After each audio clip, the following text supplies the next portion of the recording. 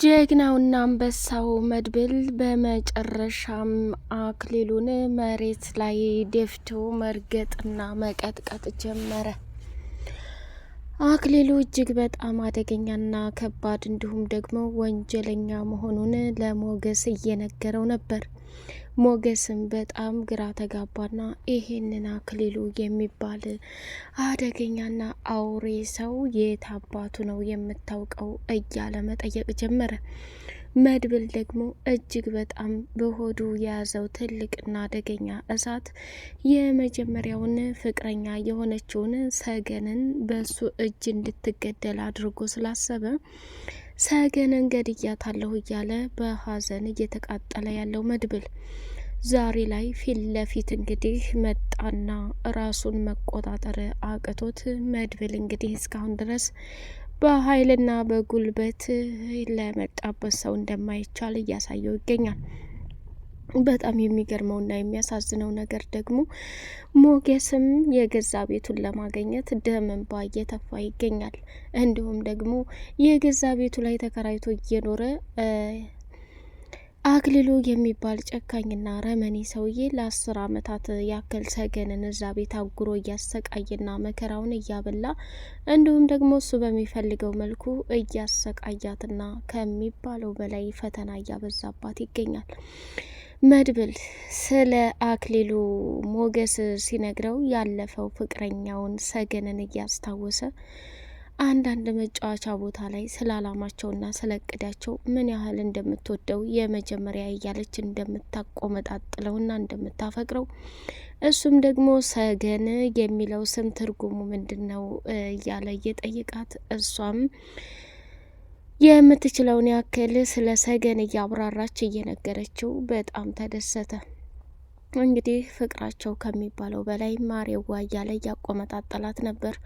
አቶ አክሊሉም በድጋሜ ወደ ሰገን ክፍል ገባና ስለ አስተዳደጉና ልጅ ሆኖ እንዴት እንደተሰቃየና መከራውን እንደበላ ጭምር በዚህ ምድር ላይ የምወዳትም የምጠላትም አንድ ሴት ናት፣ እሷው እናቴ ናት። እናቴ በስህተት እኔን መውለድና መፍጠር የለባትም ነበር።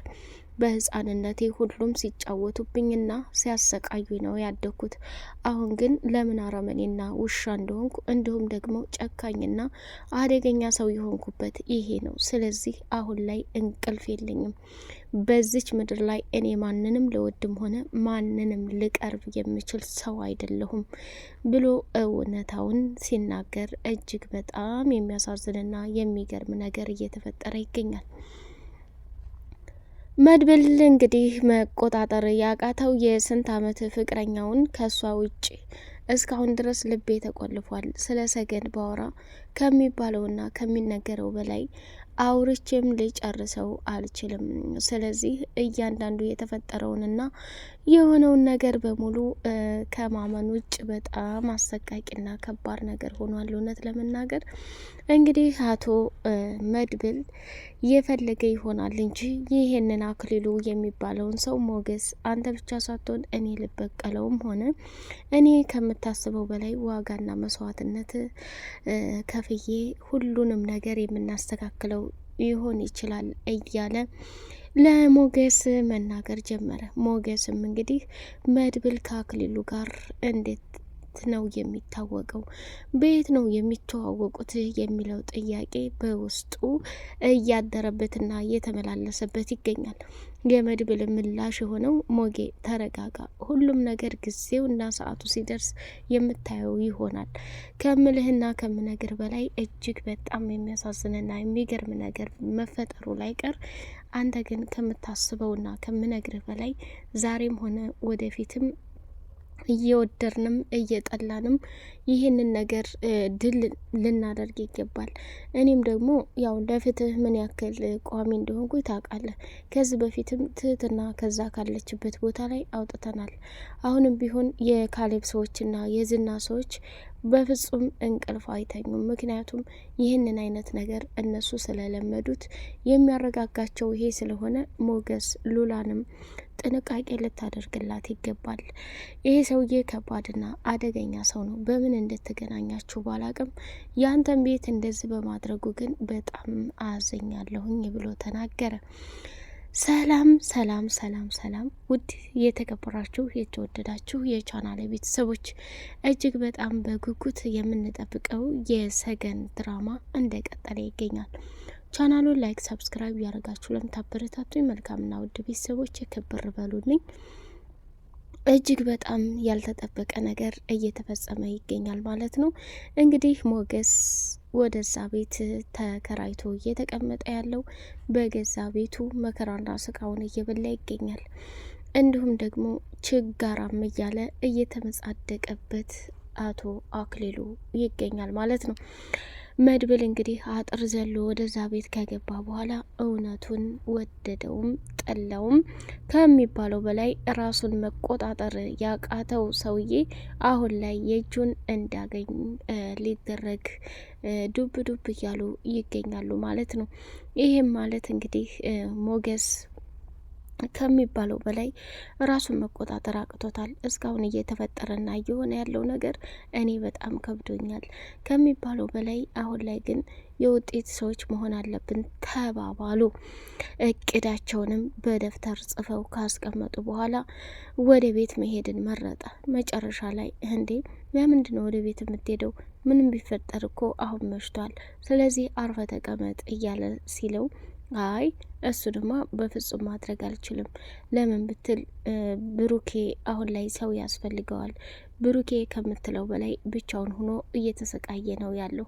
ስለዚህ እሱን እንትልለው ፈልጋለሁኝ ብሎ መድብልም ከዛ ከቤት ለመውጣት ዱብ ዱብ እያለ ባሰበ ሰዓት በጣም በጣም በሚገርም ሁኔታ በር ላይ ተለጥፎ እየሰማ ነበርና ወይኔ ጉዴ! በቃ መጨረሻ ይሄ ሆነ ማለት ነው። ስለዚህ እያንዳንዱ ለተፈጠረብኝና ለሆነብኝ ነገር በሙሉ እዚህ ቤት የሆነ ነገር እንዳለ እየሸተተኝ ነው። ቆይ ምንድን ነው ነገሩ? እዚህ ቤት ይሄ ተከራይ ሞገስ ማን ነው? ሁኔታው በሙሉ ምንም ደስ አይልም። የተፈጠረና የተከሰተ ነገር እንዳለ በጣም ነው የሚሰማኝ። ስለዚህ ይሄን ነገር በደንብ ላጣራበትና በደንብ ላስብበት ይገባል እያለ ራሱን በትልቅ ጥያቄ ውስጥ አስገብቶ እየተመራመረ ይገኛል። መጨረሻ ላይ ደግሞ እጅግ በጣም በሚያሳዝንና በሚገርም ሁኔታ መድብልም እኔ የምለው በራፉን ዘግታችሁ ነው እንደምትተኙት? በጣም ከባድና አደገኛ ሰው ነው። ዛሬ ብታው እንደውም እናንተ ወደ ውጭ ከወጣችሁ በኋላ ቡና አፍሊሌ ምናምን ብሎኝ ቡና ላፈላ መኝታ ክፍል ካልሆነ በጭራሽ እንትን አለልም እያልኩት ነበረ። ስለዚህ ለዛ ነው ብሎ መናገር ጀመረ። ከዛ አይ እንደዛ ከሆነማ በጣም ደስ ይላል። ስለዚህ ምንም ቢፈጠር ምንም ሁላችንም በአንድ ላይ ይህን ችግር እናልፈዋለን፣ እናንተም ተረጋጉ ማለት ጀመረ። አይ እንደዛ ማለት ሳይሆን እውነት ለመናገር እያንዳንዱ የተፈጠረውንና የሆነውን ነገር በሙሉ አምኖ መቀበል ሁሉ እስከሚያቅተኝ ድረስ ነገሮቹ ከአቅሜ በላይ ሆነዋል።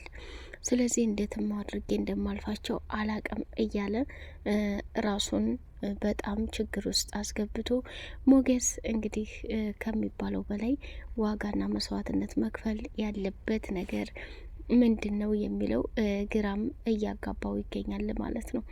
በመጨረሻ ላይ እንግዲህ ወደደም ጠላም ከሚባለው በላይ ዋጋና መስዋዕትነት መክፈል ያለብኝ እኔ ብሆንም ለእስካሁን ለተፈጠሩት ነገሮች እጅግ የሚያሳዝንና የሚገርም ነገር ሊኖር ይችላል። ስለዚህ ያን ነገር ማለፍ ያን ነገር እንትን ማለት አለብኝ ብሎ ወሰነ ማለት ነው።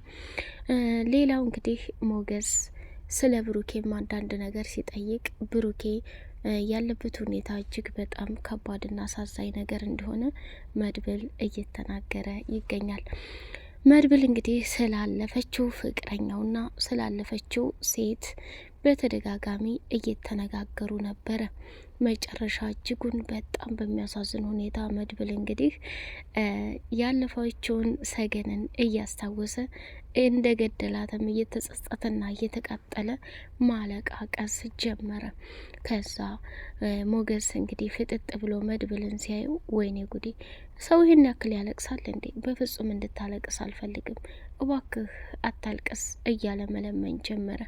እሱም በጣም ግራ ተጋብቶ ስለነበረ እንግዲህ በጣም የሚገርምና የሚያሳዝን ነገር እየተፈጠረ ነው ያለው። ቤተሰብ ከሚባለው በላይ መድብል አሁን ያለበት ነገር ላይ እጅጉን በጣም ከባድና አደገኛ ችግሮችን በማሳለፍ ላይ ይገኛል ማለት ነው።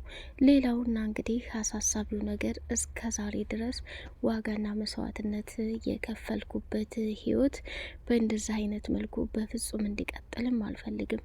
ከሚታሰበው በላይ ደግሞ ራሴን ችግር ውስጥ እንዳስገባ ያደረገኝ እሱ ብቻና ብቻ ነው ብሎ አለ። ሰገን እንግዲህ ታሪኩን ሲያወራት አክሊሉ በልጅነትህም ክፉና መናጤ ነበርክ ወይ እያለች ነበር። እሱም ወጣና አሁን እኮ በህይወቴ ለመጀመሪያ ጊዜ እዚህ ክፍል አስቀምጬ እንትን ያልኩት ሰገንን ነው። ሰገን አሁን እኮ የምወዳትና የማፈቅራት መስሏታል። በህይወቴ እኔ ማንንም ሰው ልወድና ላፈቅር አልችልም እያለ መጠጥና ሲጋራውን እየጨሰ መቃጠልና መናደድ ጀመረ። ኤፍራታ እንግዲህ ከመርዞ ጋር ሁና ስለዚሁ ስለ መናጢ ሰውዬ እያወሩ ነበር። ሲቀጥል መድብል መጥቷል ሰምቼዋለሁ ሲያወሩ ከነሉላ ጋር ብላ ስትል ሞገስ የሆነ ድብቅ ሚስጥር ያለው ይመስለኛል። ስለዚህ ይህን ድብቅ ሚስጥር ደግሞ ከምትዩና ከምታስቢው በላይ ማንም እንዳውቅበትም አይፈልግም። ይሄ ነገር ደግሞ እጅግ በጣም ከባድና አሳዛኝ ነገር ነው። ስለዚህ የሆነ ነገር ማድረግ አለብን። ምንም ብቲ ምንም አንቺ ከምታስቢውና ከምትዩ በላይ በጣም አደገኛ ሰው ነው ሞገስ እዚህ ቤት ተከራይቶ የገባው። እኛም ደግሞ እዚህ ቤት አብረነው እንድንቆይ የፈለገው ከምልሽና ከምነግርሽ በላይ የሆነ ከሰውየው ጋር የሚያገናኘው ትልቅ ትስስር ያለው ይመስለኛል እያለ ነው እንግዲህ ሞገስ ይሄንን ነገር ከባድ ጥያቄ አስምሮበታል እንትና ማለት ነው መርዞ። ኤፍራታ እንግዲህ ከሚባለው በላይ በጣም በፍራቻና በጭንቀት ውስጥ ሆና ትገኛለች። መጨረሻ ላይ አሳዛኙና ትልቁ ነገር ደግሞ ወደ ውጭ ሊወጣ ሲል ተከታተለውና እየተፈታተነው ሳለ ቆይ አንተ ምን አባክዝ ትሰራለህ? ምንም ቢፈጠር ምንም እኔ ይሄን ነገር ወደ ኋላ ከማድረግ አላልፍም። ስለዚህ የሆነ እንትን እንድፈልግልኝ አስባለሁኝ አለው። ምንድነው የምፈልግልህ ብሎ ሲለው ዘበኛ ጠባቂ ሲወጣ ሲገባ ነገሮችን የሚያጣራ የሚከታተል፣ አንተ ለፍላፊ ጥቁር አህያ ደላላ አንገትህን ቆርጬ እንትን እንዳልልህ ብሎ አለው። ሉላ እንግዲህ አክሊሉን ተፈታተኘው ከባድ የቤት ስራ ስለሰጧት ሞገስና መድብል። ሉላም እንግዲህ በር ስር ሆና እየተቆላላችና ሌላ ነገር እየሰራ ስልክ እያወራች ነበር። እሱም ደግሞ የዛሬው ይለያል። እሷ እናንተ እንዴት ነው የፈላባት? ቆይ አሁን ምን አባቷ ልሆን ብላ ነው እንደዚህ ራቁታን ሁና የምትገለባበጠው? እኔ አክሊሉ እሷን እንትን ብዬ የምኖር መስሏታል እንዴ? ግን ማናገር አለብኝ፣ ስሜቴ መቆጣጠር አለብኛልና ወደ ሉላ ዘንድ ሄዶ ምን ሆነሻል? ዛሬ ባልሽ የለም እንዴ? እያለ ጠጋ አላት። ከዛ እስኪ ዛሬ አብረን እንተኛ ብሎ ሲላት አይ አብሮ መተኛ ሳይሆን ቡና ላፈላለህ እችላለሁ፣ ግን ባዶ ቤት ያለ ልጅ አይደብርም እንዴ ብላ አለችው። ከዛ ደነገጠና የሆነ ሴራና ተንኮል እንዳላሰበና ደንግጦ ፍጥጥ ነው ያለው ማለት ነው። እውነት ለመናገር እንግዲህ እጅጉን በጣም በሚያሳዝንና በሚገርም ሁኔታ ትልቅና ሰበር ነገር የተፈጠረው ይሄ ነው። ሲቀጥል ሉላ አሁን ላይ በፍራትና በስጋት ላይ ትገኛለች። መድብል ደግሞ ጊዜውን በላይ በጥንቃቄ እንድታልፍ እየመከራት ይገኛል ማለት ነው። ሉላ በስተመጨረሻ አክሊሉን ትሰራለት ይሆን የሚለው በቀጣይ የምናይ ይሆናል። እስከዛው ድረስ ቻናሉን ላይክ፣ ሰብስክራይብ አድርጎ ሰላማችሁ ብዝት ይበልልኝ።